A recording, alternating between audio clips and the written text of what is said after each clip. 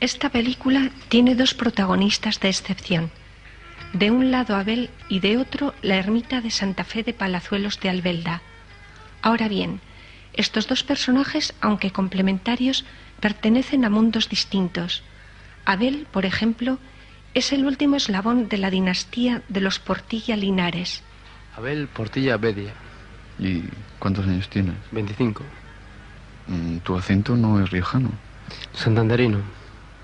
¿Eres de Santander y vives en Santander o...? Sí, en un pueblecito que se llama Pedreña. ¿Y estás de vacaciones en La Rioja? Más o menos, he venido por aquí a hacer unas campanas para la iglesia de San Marcos, la ermita de San Marcos. ¿Hacer unas campanas? Sí, lo que oyes. Yo pienso que hacer una campana es una cosa bastante complicada y con problemas de fábricas y de fundiciones y de fuego. ¿Y estas cosas cómo se hacen? Pues se siguen haciendo igual que hace 3 o 4 siglos, entonces el sistema es barro, ladrillos y lo que con ello lleva. La ermita, por su parte, perdido ya cualquier rasgo de juventud, se arruinaba en silencio en la más absoluta soledad. Abel había aceptado el encargo de fundir 2 campanas al aire libre para la espadaña de este templo abandonado, siguiendo para ello las pautas tradicionales. El proyecto suponía para él un aliciente desde el punto de vista tradicional y al mismo tiempo un medio de entroncar con un pasado perdido y lleno de dificultades. Abel acude a la cita que tenía en el ayuntamiento de Albelda para iniciar los preparativos y solicitar la colaboración de toda la localidad. El proyecto, concebido con precisión, comienza a andar. Aunque en un primer momento llegó solo, enseguida contó con el apoyo de toda la familia Portilla Linares, algunos de cuyos miembros acudieron incluso desde tierras americanas atraídos por la experiencia. Pues yo hace 25 años me fui a América y tuve fundición en Colombia y en Caracas, o sea, en Venezuela y en esto. Y entonces he hecho miles de campanas en América, conozco toda América, he puesto campanas en todos los países de América. Y claro, de América, pues en campanas sé todo, porque en América no se hacen campanas.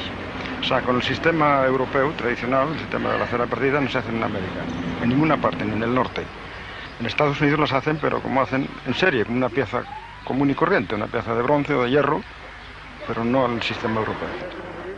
Reunidos en el ayuntamiento se intercambian propuestas y técnicas. Van a ser unos días intensos. Albelda, como una gran campana, llamará la atención de estudiosos y curiosos que se acercarán a contemplar el interesante experimento. Unos pasos atrás en el tiempo, unos pasos adelante para conocernos. Pues sí, el sistema de cera perdida se arma, se hace la primera parte de la campana, se hace en ladrillo, que es la parte interior de la campana, nosotros llamamos el macho. Sobre eso se afina, una tierra muy fina, muy tribadas y muy finas, y se hace en barro lo que va a ser la campana luego en bronce, o sea, exactamente la misma campana. Por la parte interior de lo que va a ser la campana en barro se le da una ceniza muy suave y por la parte exterior se tornea en cera, por eso se llama a la cera perdida, sebo y cera. Entonces ahí se le ponen las leyendas, los adornos. Es muy lento porque tiene que secarse pues, o sea, con la temperatura natural, no puede dársele fuego. Y luego ya pues se va dando el tercer molde, que es el macho, lo que es la falsa campana, y el tercer molde. Cuando se va a fundir, se levanta el tercer molde, se rompe lo que es la falsa campana de barro y queda el macho, la parte de dentro de la campana y la parte de fuera. Y el vacío, donde luego al fundir sale la campana ya en el bronce. Un poco más tarde, tío y sobrino se desplazaban hasta la Vega de Liregua a bordo de un Mercedes en un caluroso día de verano. Aquellas caballerías tan sumisas que acompañaban al campanero en su vida itinerante han sido sustituidas hoy por potentes ingenios mecánicos, mucho más obedientes. El lugar elegido para llevar a feliz término la experiencia era una pequeña explanada junto al río, fresca y umbría. Allá en Meruelo llegaron, creo que fue en el 1507, o sea, la fecha exacta no se sabe, o 1510, de Holanda, unos campaneros, porque con el descubrimiento de América pues vieron la posibilidad de incrementar el mercado y de hacer muchas más campanas en España, y se entraron por el puerto de Laredo y se ubicaron en Meruelo, un pueblo del interior. Estacas, plomada y un eje vertical de hierro al que se aplicará una plantilla en el momento preciso conforman un artilugio a modo de torno que será fundamental para configurar las curvas de la campana. Sobre una base de ladrillos se levanta luego todo el molde, hecho fundamentalmente a base de cascotes y barro.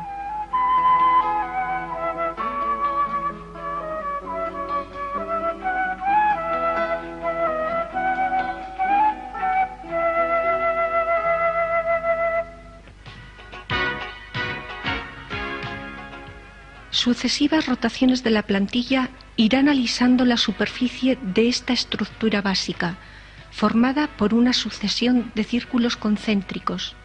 La verticalidad, como punto de referencia, exige las comprobaciones de rigor.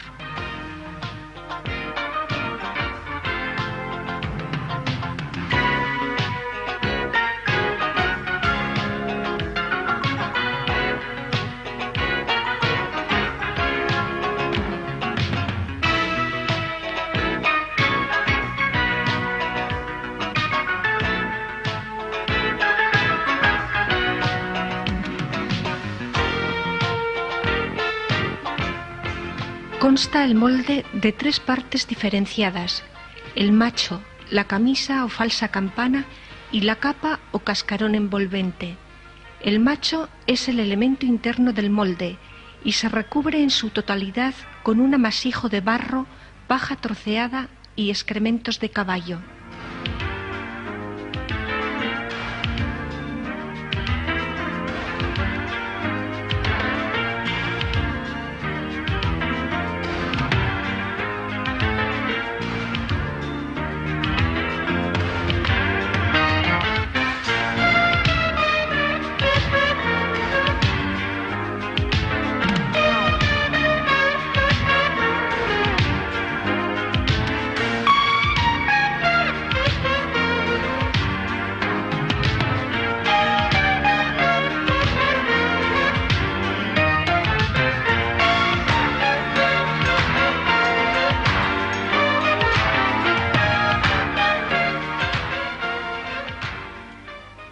El molde se refuerza con vueltas de alambre que tienen como finalidad compactar todos los materiales para que no se rompan en el momento de la fundición.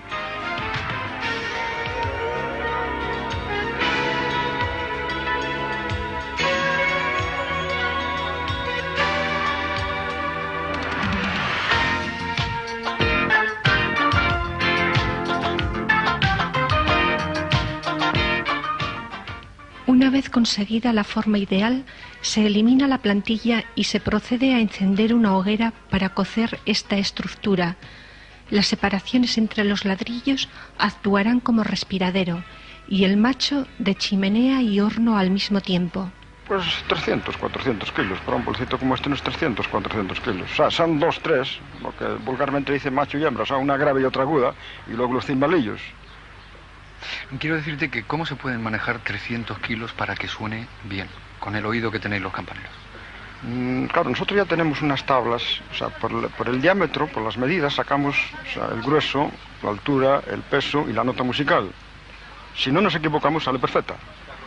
Si en el moldeo o en eso pues no lo hacemos bien, pues varía. Pero nosotros ya tenemos por las medidas, por el diámetro de la campana, dice una campana de 50 centímetros, por ejemplo, pues pesa 46 kilos. Es nota sol. Tiene tantos huesos, tanta altura, ya, pues lo haces bien, tiene que notar sol, tiene que sonar sol, la nota sol. ¿Y cuando el campanero pierde el oído, se puede afinar la campana? Sí, se puede afinar, pero ya queda un poco el sonido estridente, o sea, los armónicos ya no terminan, rompen. Cuando tenías 25 y estabas enamorado, ¿cuántas curvas de campana reflejan las curvas de las chicas? Bueno, en América muchas, porque las tropicales tienen las curvas muy similares a las de las campanas. ¿Y sus voces, cuánto tienen que ver con ellas? Con las voces de mujer. Ah, con las voces de mujer. Pues muchas, y sobre todo las suramericanas, que son suaves, melosas. La campana es suave, es agradable, no es estridente. O sea, tiene mucho que ver. ¿Cuántas campanas habrás hecho? Pues en América, 6.670 y pico. Si todas sonaran a la vez, ¿desde dónde se oirían? Pues sería como una bomba atómica. Porque hay una leyenda que dice que la campana de Toledo, que es la mayor que hay en España, la hizo uno de la familia de Santander también. Que se rompían los cristales y que se abortaban las señoras cuando la tocaron. ¿Cuánta gente detrás de ti que no sea tu familia se ha sentado a tu lado y te ha dicho, oye, yo quiero ser campanero? Pues en España no, pero en América sí, Pero yo les digo pues que no sé, que no hay que nacer, pero hay que mamarlo. O sea, que falta mucha vocación. Una nueva plantilla, distinta de la anterior, creó la camisa o falsa campana, o sea, el corazón del molde. Un baño de cenizas cribadas aún caliente dará a su superficie un color grisáceo que servirá para aislar e individualizar cada parte del molde. Porque hacer una campana, terminar una campana es una obra de arte. Son piezas únicas. Cuando nace la campana, muere todo el trabajo. O sea, el molde desaparece y nació la campana.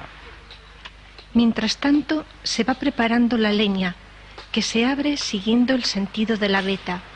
Hay quien dice que de este modo el calor que genera es mayor. Las campanas nacieron, o sea, cuando la Iglesia Católica y las demás iglesias después la asumieron para sí. Las campanas nacieron en las cruzadas. Los cruzados que iban a Palestina tenían campanas de plata, campanitas pequeñas, entonces iban sonando y iban convocando. Y entonces la Iglesia sabia, como en otras cosas, pues dice, oye, pues vamos a hacerlas más grandes y vamos a elevarlas. Un alto en el camino sirve para reponer fuerzas.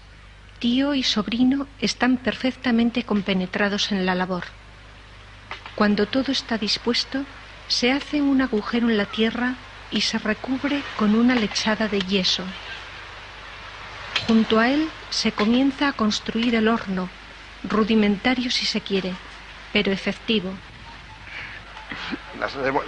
Elevó las torres y desde esa fecha a esta parte pues ha convocado al hombre. En las fiestas, en los nacimientos, en los entierros, o sea, ha marcado la pauta del hombre. Sea católico, sea lo que sea, porque en Estados Unidos hay, en un pueblo puede haber 5.000 habitantes, puede haber 20 iglesias y todas tienen campanas de distintas religiones. La base del horno, en forma de cuña, se compacta poco a poco con palos y por el emparrillado irán filtrándose las cenizas de la combustión. El horno adoptará el aspecto de proa de un barco y con unas costillas flexibles los dos pequeños compartimentos de que consta terminarán en una alta chimenea. Cuando esa voz ha pasado en el tiempo, cuando tú vuelves 20 años después a ese pueblo y pasas por debajo de la iglesia y vuelves a encontrar o a escuchar la campana, ¿qué sientes? Pues sientes una nostalgia terrible y sientes que ya no están los que participaron contigo para la obra, que ya no los encuentras, que muchas veces han perdido el paisaje, la estética de la ciudad, que lo han perdido. Entonces te sientes un poco deprimido, porque no es lo que tú te figuras cuando vas a verlo.